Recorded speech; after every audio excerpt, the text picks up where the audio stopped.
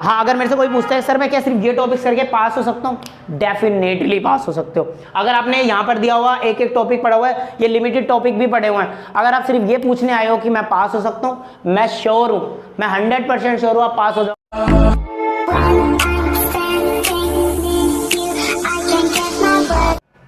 Good morning students, welcome back to our channel we are genius. मेरा नाम है शिवम तिवारी और आज इस वीडियो में मैं बहुत खास चीज़ लेके आया हूँ सिर्फ अपने क्लास 12 के बच्चों के लिए। बेटा, हमारे बोर्ड के एग्ज़ाम चल रहे हैं और आपने इंग्लिश का एग्ज़ाम दे दिया है। बहुत आसान आया था, मैंने देखा था, और बच्चे उसमें बहुत अच्छी परफॉर्मेंस करके आए हैं और बहुत बढ़िया। और अगर आपने भी ऐसा करा है जैसे कि मैं कह रहा था शुरू से, आप बस पूरा पेपर करके आओ, ठीक है। और पेपर आसान आया था और सबने अच्छा करा। तो और बाकी अब कल साइंस के बच्चों के लिए कल 28 तारीख है, कल उनका केमिस्ट्री का एग्ज़ाम होने वाला है और मैं उसके लिए उनको बहुत बहुत शुभकामनाएं देता हूं। और ये बहुत अच्छी बात है, आपने जितनी साल भर प्रिपरेशन करी है अब उसका इम्तिहान का वक्त आ चुका है। बेटा, इसी कड़ी में मैं बात कर लूँ तो आज मैं यहाँ पर जो आपको सिखाने वाला हूँ वो फिज़िक्स से रिलेटेड कुछ प्रॉब्लम्स हैं, है ना, कुछ चीज़ें हैं, उनको मैं क्राइटेरिया सेट करते हुए उन प्रॉब्लम्स को सॉल्व करने वाला हूँ। जैसे सबसे पहली बात कि अभी तक बच्चों को ना ये कह रहे हैं कि जैसे केमिस्ट्री का एग्ज़ाम होने के बाद हमारे बीच में 5 दिन का गैप है, ठीक है। 6 तारीख को एग्ज़ाम होने वाला है शायद, है ना। तो हमारे पास 28 के बाद लगभग 1 से लेके 5 तक का दिन है। तो उस 5 दिन में हम किस तरह से फिजिक्स को प्रिपेयर करेंगे, सर कौन से वो इंपॉर्टेंट टॉपिक्स हैं जिनको हम पढ़ें तो हमारा काम चल जाएगा, या फिर मतलब मोस्ट इंपॉर्टेंट टॉपिक्स जिनको पढ़ना ही जरूरी है, बच्चे वो मांग रहे हैं मतलब। और यूट्यूब पे बतेरे लोग अलग अलग तरह से बहुत बेहतरीन टीचर्स हैं जो उसको कहीं ना कहीं बता रहे हैं, और उसी कड़ी में मैं भी अपने आप को जोड़ता हूँ। और मैं लेटेस्ट सीबीएसई के जो सैम्पल पेपर्स है मैंने उसको एनालाइज करा, और मैंने अपने 10 साल के पिछले पेपर्स को एनालाइज करा, और उस एनालाइज करने के बाद मैंने जो मोस्ट प्रोबेबल चीज़ें हैं उसको बताने जा रहा हूँ आज की वीडियो में कि कौन से वो इंपॉर्टेंट टॉपिक्स हैं जिनको करने के बाद कम से कम आपका एक अंदर से पावर फिट हो जाता है कि हाँ नहीं, अब ये क्वेश्चंस तो आने हैं, हाँ तैयारी आपको पूरी करनी है। चलो मैं एक कमाल की बात बता दूं, चाहे आप कोई सी भी यूट्यूब की वीडियो देख रहे हो, चाहे आप मेरी वीडियो देख रहे हो, और चाहे कोई सा भी चैनल बता रहे हो, या फिर आपका खुद का ऑफलाइन टीचर भी बता रहा हो, अगर वो कहता है कि सिर्फ ये टॉपिक्स या कोई भी लिमिटेड टॉपिक्स आप कर पास हो सकते हो तो शायद हाँ वो सही बोल रहे हैं। लेकिन अगर वो कहते हैं वो लिमिटेड टॉपिक्स आप करके 70 का मार्क्स का होता है, आप 60 प्लस या 60 ला रहे हो, तो सर मैं इस पर बिलीव नहीं करता। क्योंकि बेटा आपको साल भर दिया गया है और साल भर में भी आपका जो वास्ट सिलेबस था उसमें भी बहुत सारी चीज़ें कटिंग थी, ठीक है, बहुत सारी चीज़ें नहीं आ रही है, ठीक है। और उसमें भी जो सेलेक्टेड है उसमें भी अगर आप सेलेक्ट करके सिर्फ चीज़ें पढ़ते हो तो बहुत ज़्यादा क्रिटिसाइज हो जाता है ये, ठीक है। लेकिन ऐसा नहीं है, सीबीएसई बेसिक से क्वेश्चन पूछ रही है। जैसे कि मैंने सैम्पल पेपर एनालाइज करे, उसमें जो चीज़ें हैं वो बेसिक से पूछी हुई हैं, ठीक है। लेकिन फिर भी जिनके आने के मोस्ट प्रोबेबल चांस है, मैं उन टॉपिक्स को आज डिस्कस करूंगा, और एक ये हमारे मार्क्स क्राइटेरिया कैसे रहने वाला है इसको डिस्कस करूंगा, ठीक है। और मैं आपको बता दूं, मेरी वीडियो में देखने वाला जो टॉपिक है, मैं वो टॉपिक्स बोल रहा हूं जो इंपॉर्टेंट है, ठीक है।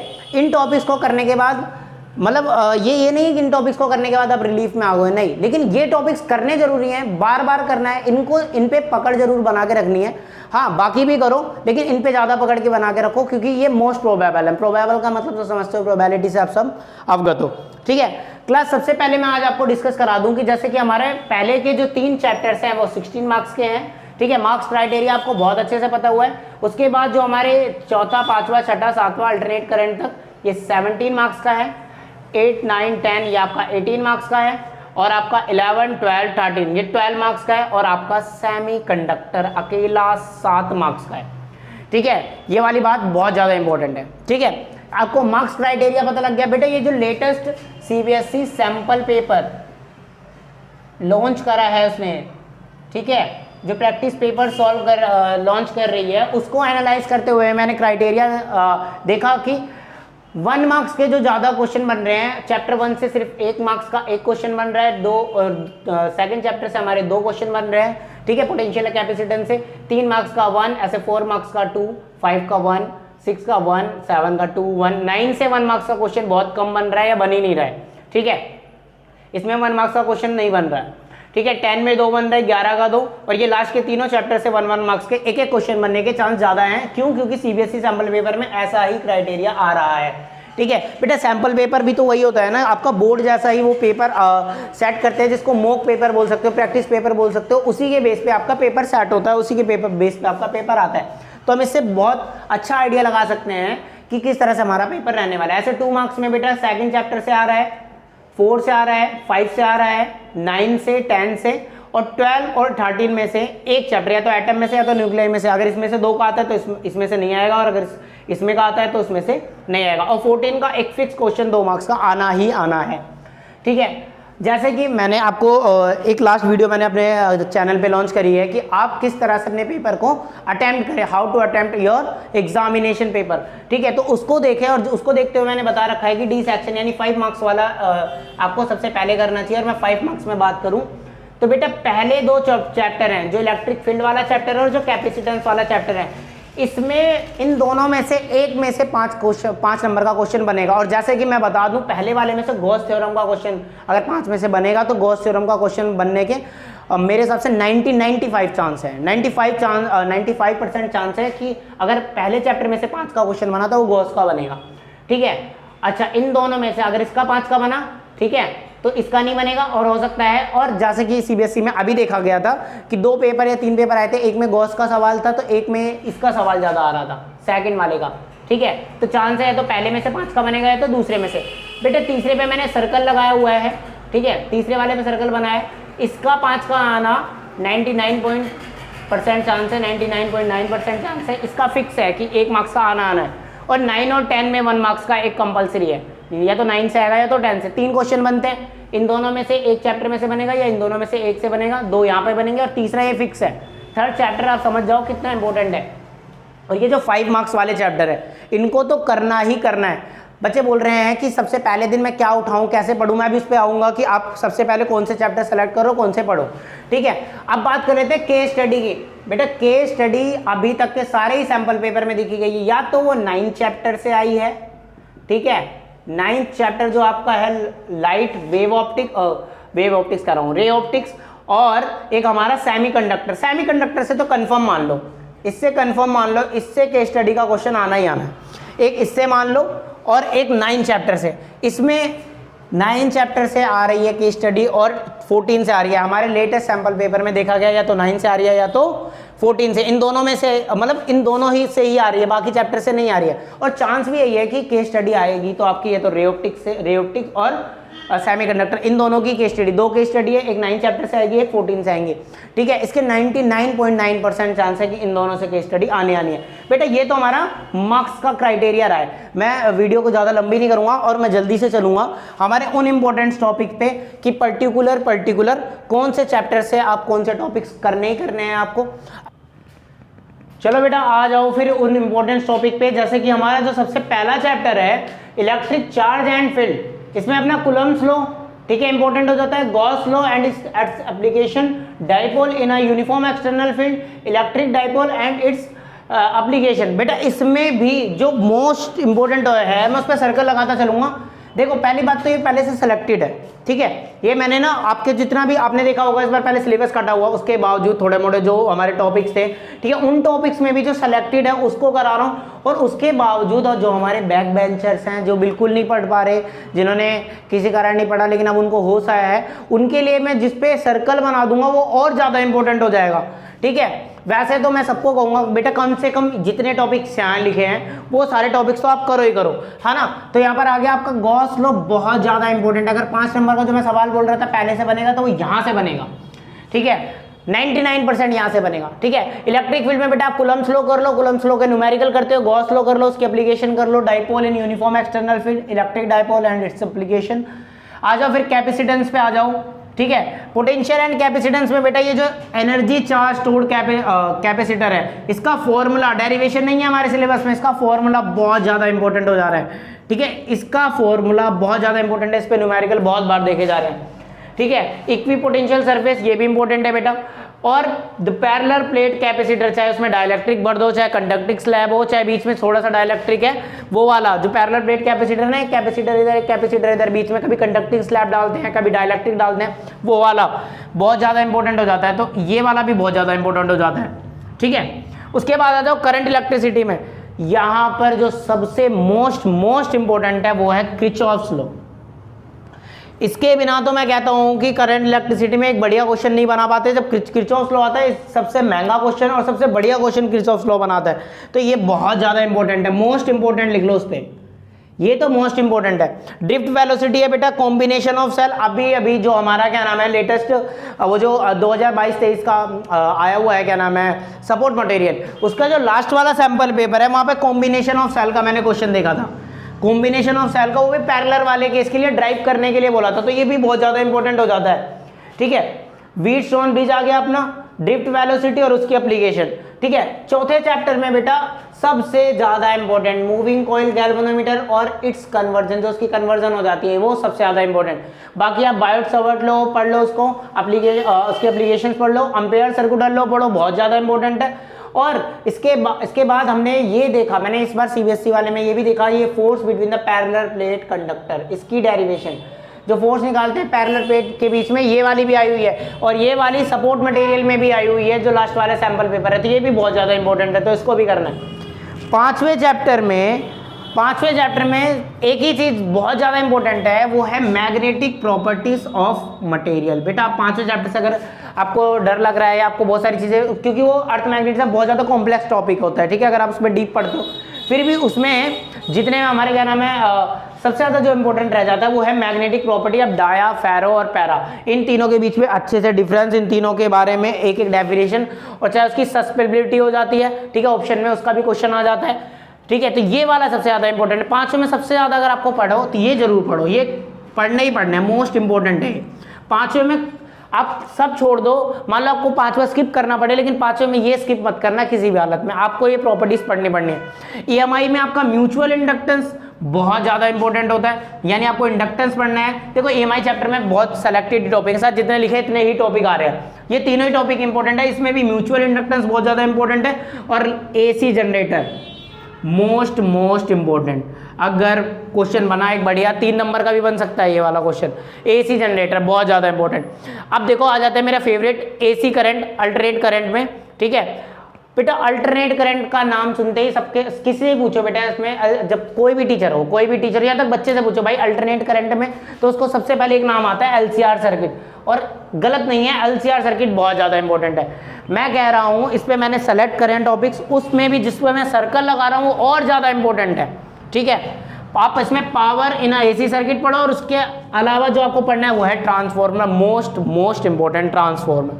आ जाओ बेटा 8th वाले में भी आपको, जैसे कि मैंने बता रखा है कि ज्यादा इसमें है नहीं हमारे सिलेबस में, इस बार नया जो जुड़ा है, पिछले साल डिस्प्लेसमेंट करंट आई थिंक नहीं था, इस बार डिस्प्लेसमेंट करंट आया है और इसका न्यूमेरिकल सैंपल पेपर्स में देखा जा रहा है, तो डिस्प्लेसमेंट करंट इंपॉर्टेंट है और ये आने के पूरे 99.9% चांस है, तो ये तो है इंपॉर्टेंट है भाई, ये इसको करना ही करना है। और इस पर न्यूमेरिकल बना लेते हो 2-3, बहुत बेसिक न्यूमेरिकल है, ज़्यादा नहीं है ना। इसके put the value get the answer वाले न्यूमेरिकल डिस्प्लेसमेंट करंट के हैं, है ना। हाँ, उसको लैंग्वेज में इस तरह से फंसाया जा रहा है आपको कि आप उसको समझ नहीं पा रहे, बाकी डिस्प्लेसमेंट करंट के बहुत अच्छे न्यूमेरिकल है। ठीक है, उसके बाद बेटा ईएम वेव्स और स्पेक्ट्रम सीरीज आप देख लो, और उसके जो यूजेस हैं और जो उसकी फ्रीक्वेंसी और लैम्डा है। कई बार आपको ऐसा बोल दिया कि A1, A2, A3, या फिर बोल दिया कि लैम्डा 1, लैम्डा 2, लैम्डा 3 करके 3 मटेरियल्स दे रखे हैं, है ना, और उनकी आपको वेवलेंथ बता दी या फ्रीक्वेंसी बता दी, बोल रहे बताओ ये कौन, ये इनके नाम बताओ, ये माइक्रोवेव है, अल्ट्रा वेव है, इनके यूजेस बताओ। ठीक है, और फ्रीक्वेंसी के टर्म्स में इनको इंक्रीजिंग या डिक्रीजिंग ऑर्डर में, तो ये यूजेस और फ्रीक्वेंसी ये लर्निंग पोर्शन है बेटा, लेकिन इंपॉर्टेंट है। ठीक है, वो बच्चे जो इस वीडियो में ये ढूंढने आए हैं कि सर मैं सिर्फ वो बताओ जो मेरे को सबसे आसान है, तो सबसे आसान में 8th चैप्टर का ये लर्निंग पोर्शन, और आने के चांस है 99.9%। ये इसके यूजेस, लैम्डा और इसकी फ्रीक्वेंसी, लर्निंग पोर्शन है, कुछ दिमाग नहीं लगाना, बैठो कॉपी खोलो, कोई सी भी किताब खोलो, लर्न कर लो, बहुत आसान है।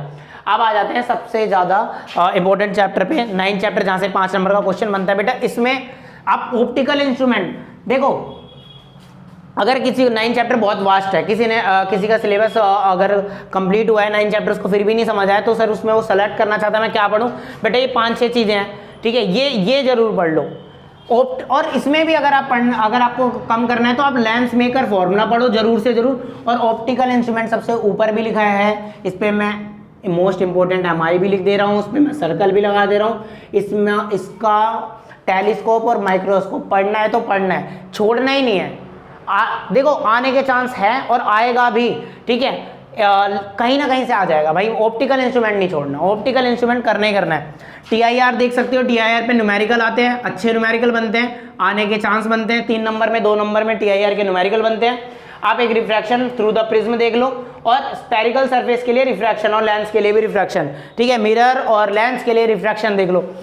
10th में 3 ही चीज है, 10 चैप्टर वेव ऑप्टिक्स का नाम ही है भाई, हाइजीन प्रिंसिपल, YDSC और डिफ्रैक्शन ऑफ सिंगल स्लिट। सबसे ज्यादा most important diffraction of single slit, वैसे तो 3 ही है, मैं कहूंगा तीनों कर लो, ठीक है। YDSC और सिंगल स्लिट, इसमें कभी भी आएगा सेंट्रल मैक्सिमा पूछेगा, सेंट्रल मिनिमम, सेंट्रल मैक्सिमा पूछेगा, first maxima, first minima, second maxima, second ब्रिंच विंच ब्रिज पूछ लेगा, ठीक है, ये सब पूछता है। हाइजीन प्रिंसिपल तो आपको पता है, वो सिंपल है, YDSC और डिफ्रैक्शन एट सिंगल स्लिट, ठीक है। पिछले 2 साल पहले diffraction of a single slit paper में आया हुआ है, अच्छा खासा आया हुआ है, ठीक है। तो इनमें चांसेस बहुत ज्यादा रहते हैं, मोस्ट इंपॉर्टेंट है। 11th में बात करूं बेटा, तो आइंस्टाइन पे क्वेश्चन आ जाता है, आइंस्टाइन इक्वेशन और फोटो इलेक्ट्रिक इफेक्ट। बेटा ये चैप्टर की शुरुआती फोटो इलेक्ट्रिक इफेक्ट से होती है और इंपॉर्टेंट भी होता है, और इसको पढ़ना है तो पढ़ना है, फोटो इलेक्ट्रिक इफेक्ट और आइंस्टाइन इक्वेशन, ठीक है, दोनों ही बहुत ज्यादा इंपॉर्टेंट हो जाती है। अब बाकी आप उसके अलावा वेव नेचर पढ़ लो, मैटर का, डी ब्रोगली हाइपोथेसिस पढ़ लो। एटम की बात करूं तो एटम के अंदर बोर मॉडल से क्वेश्चन आएगा। कहां से क्वेश्चन आएगा, सब मतलब बहुत ज्यादा चांस है कि बोर मॉडल से आएगा, क्योंकि देखो बढ़िया क्वेश्चन एक अच्छे टॉपिक से ही आएंगे ना, ठीक है। बोर मॉडल से जो एक क्वेश्चन बनता है बहुत अच्छा क्वेश्चन बनता है, ठीक है। देखो एग्जाम इसलिए हो रहा है कि वो आपको चेक करना चाहता है कि आपने साल भर किस तरह से पढ़ाई करी, आपने अच्छे से पढ़ा कि नहीं पढ़ा। एग्जाम किसी इंसान को उसका क्राइटेरिया या उसको ऐसा फील नहीं कराता कि आप बहुत ज़्यादा डल हो या आप बहुत ज़्यादा इंटेलिजेंट हो या बहुत ज़्यादा टॉपर हो। ये सिर्फ ये चेक करने के लिए होता है कि बच्चे को साल भर हमने ये पढ़ाया, उसकी नॉलेज कितनी है, और नॉलेज बहुत इंपॉर्टेंट होती है, ठीक है। सो बोर मॉडल एक बहुत अच्छा टॉपिक है, बोर मॉडल से आने के चांसेस ज्यादा है। लाइन स्पेक्ट्रम हो जाता है अपना, ये दोनों इंपॉर्टेंट, जो उसमें लाइमन बाल्मर सीरीज है, लाइन स्पेक्ट्रम और बोर मॉडल, यहाँ से बेशक न्यूमेरिकल बना लो, न्यूमेरिकल बनेगा, कंसेप्ट बना लो, कंसेप्ट बनेगा, ये दो तो बहुत ज्यादा इंपॉर्टेंट है। अल्फा पार्टिकल स्कैटरिंग भी आप साथ में पढ़ लो तो ज्यादा अच्छा लगेगा। 13वें चैप्टर न्यूक्लियाई में आप बाइंडिंग एनर्जी कर्व पढ़ लो बेटा। बाइंडिंग एनर्जी कर्व में ही आपको न्यूक्लियर फिजन और न्यूक्लियर फ्यूजन का कंसेप्ट मिल जाता है, और ये बहुत ज़्यादा इंपॉर्टेंट हो जाता है, ठीक है। फिजन और न्यूक्लियर फ्यूजन बहुत ज़्यादा इंपॉर्टेंट हो। बाइंडिंग एनर्जी कर्व पे एक बार क्वेश्चन नहीं, लगातार 10 सालों से हर एक साल में गैप, कभी शायद मेरे को लगता है गैप भी नहीं है, कहीं कहीं पे तो रेगुलर 3-4 साल बाइंडिंग एनर्जी पे आता ही आता है, इन दोनों टॉपिक्स पे सवाल बनता ही बनता है, ठीक है। और अब बात कर लेते हैं हमारा वो 7 चैप्टर का अकेला 7 चैप्टर का मोस्ट इंपॉर्टेंट चैप्टर, क्या नाम है इसका, सेमीकंडक्टर। सेमीकंडक्टर में पीएन जंक्शन डायोड पढ़ लो, पी टाइप कैसा, एन टाइप कैसे होता है, रेक्टिफायर्स पढ़ लो, फुल वेव भी और हाफ वेव भी। इसमें ग्राफ बहुत ज्यादा इंपॉर्टेंट है, ग्राफ बनाने को आता है, ग्राफ बहुत ज्यादा इंपॉर्टेंट है बेटा। ग्राफ की बात करूं, ग्राफ कहां से पूछे जा सकते हैं, सेमीकंडक्टर में पीएन जंक्शंस के ग्राफ पूछे जा सकते हैं बेटा। और यहाँ पर एलसीआर सर्किट में फेजर डायग्राम के रूप में फेजर से आपको जो प्रूफ करना आता है वहां से ग्राफ पूछ सकता है। बाइंडिंग एनर्जी कर्व का ग्राफ पूछ सकता है आपसे। आइंस्टाइन इक्वेशन वाला ये चैप्टर है, ये जो 11 चैप्टर है, यहाँ पर आपको वो स्लोप वाले जो कंसेप्ट है ना, चाहे वो आपका थ्रेशोल्ड फ्रीक्वेंसी हो गया, थ्रेशोल्ड वेवलेंथ, वहां के ग्राफ इसमें से ज्यादा पूछ सकते हैं। मैं सिर्फ ग्राफ्स की बात करूं तो 14, ये 7 और ये 13 और ये क्या नाम है, डुअल नेचर, अच्छे ग्राफ्स यहाँ पर मिलेंगे आपको इन चैप्टर्स में। ग्राफ बच्चे पूछते ग्राफ का क्वेश्चन यहाँ से बनेगा, यहाँ से, यहाँ से, यहाँ से और वहां से, ठीक है। एक बार आप इसका स्क्रीनशॉट ले लो, और ये जो टॉपिक्स हैं ये बहुत ज्यादा इंपॉर्टेंट है। चलो फटाफट से मैं बात कर लूँ बेटा।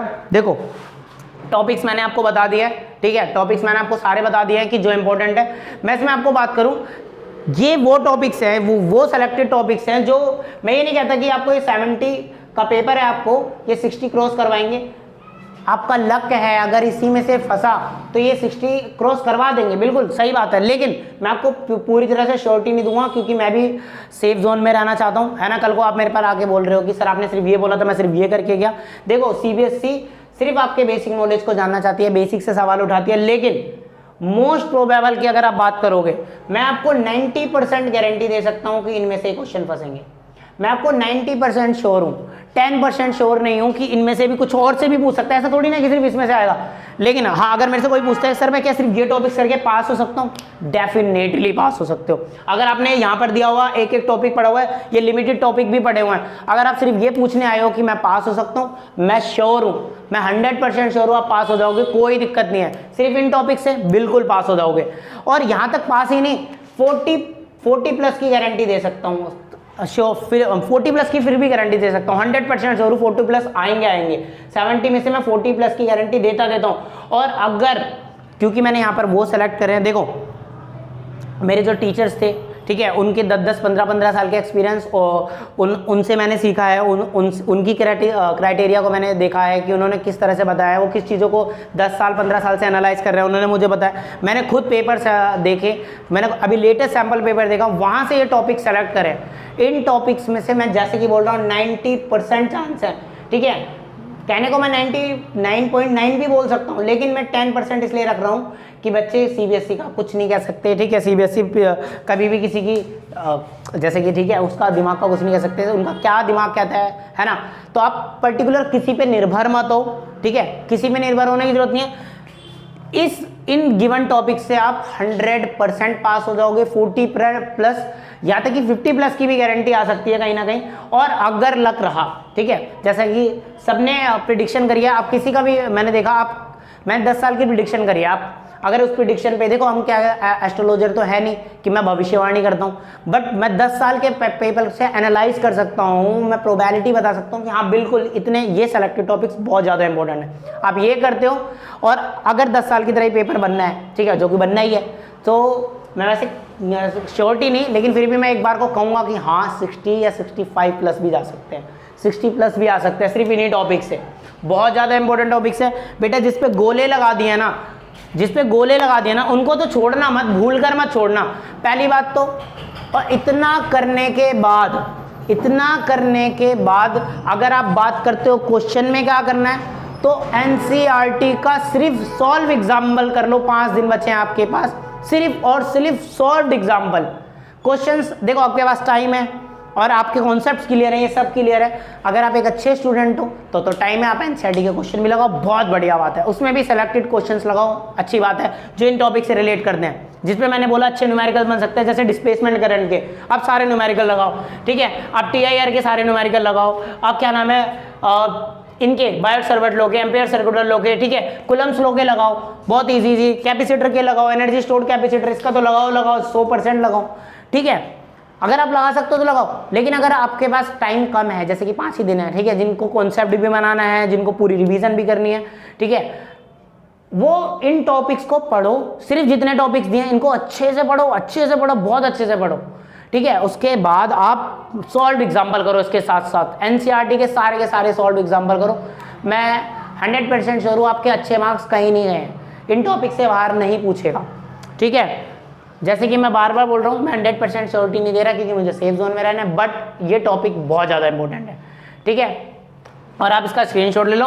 और अगर ये बेटा मैं ये कहूँगा कि आप लाइक करो या ना करो, ठीक है, ये वीडियो आप उन बच्चों तक जरूर सर्कुलेट करो जो बहुत ज़्यादा डिप्रेस्ड हैं, जो ये सोच रहे हैं कि कौन कौन से टॉपिक बहुत ज़्यादा इंपॉर्टेंट है, कौन से मोस्ट प्रोबेबल टॉपिक्स हैं। तो ये टॉपिक्स मैं 100% श्योर हूँ मोस्ट प्रोबेबल है, आप कहीं से भी रिलेट कर सकते हो मेरे टॉपिक्स को। 100% श्योर हूँ कि अगर वो एक अच्छे टीचर तो उनके और मेरे टॉपिक्स बहुत ज़्यादा रिलेटिवली करेंगे, ठीक है, बहुत ज़्यादा रिलेट हो सकता है, बिल्कुल मैच कर जाए, लेकिन ये चुराए हुए नहीं है, ये एनालाइज करे हुए हैं, ठीक है। सो उन बच्चों तक ये वीडियो जरूर पहुंचाओ जो बहुत ज़्यादा डिप्रेस्ड है, जिनको ये सेलेक्ट करना है कि उनको कौन सा टॉपिक इंपॉर्टेंट है। और इतना करने के बाद अगर आप एक अच्छे स्टूडेंट हो, आप इनको तो करो ही करो, अगर आप कर सकते हो तो कुछ चैप्टर्स पूरे करो तो ज़्यादा बेहतर है। पूरा तो करना ही करना है, रिलैक्स नहीं होना, लेकिन इन पे ज़्यादा अच्छी पकड़ बनानी है। जैसे कि मैं बार बार कह रहा हूँ, इसको करने के बाद आप रिलैक्स मत करो। अगर आप अच्छे स्टूडेंट हो, सिर्फ उनके लिए है जो बैक बेंचर्स हैं, वो इनको करके रिलैक्स कर सकते हैं। लेकिन आप अगर अच्छा 99 का स्कोर है, 90 प्लस का स्कोर है, तो आप सब पढ़ो और इन पे लेकिन अच्छी पकड़ बनाओ आप भी, ठीक है। बाकी थैंक यू, इस वीडियो में बस इतना ही रखूंगा। और बेटा ऑल द बेस्ट आपके केमिस्ट्री के पेपर के लिए भी और फिजिक्स के पेपर के लिए।